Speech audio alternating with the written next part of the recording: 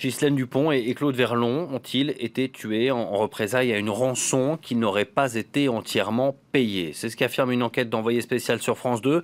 Nos confrères ont été assassinés le 2 novembre 2013 au Mali, quelques jours seulement après la libération de 4 otages français retenus au Sahel par Al-Qaïda au Maghreb islamique. France Médias Monde est partie civile dans l'enquête sur leur décès et souhaite que la justice se saisisse de ces tout nouveaux éléments. La DGSE, elle, de son côté, affirme toujours qu'il n'y aurait aucun lien entre ces deux événements. Écoutez l'auteur de cette enquête pour France 2, Geoffrey Livolsi.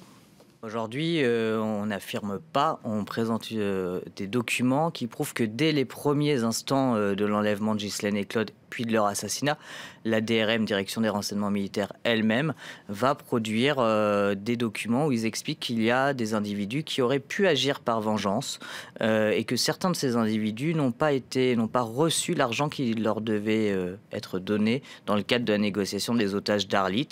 D'autres n'auraient pas obtenu des libérations de prisonniers djihadistes dans le cadre de l'accord et auraient pu se venger en enlevant les 2 journalistes français puis en les tuant. Des rançons sont versées et même le directeur du conseil de surveillance d'Areva le dit. C'est Areva qui va payer la première rançon en 2011, entre 13 ou 17 millions d'euros.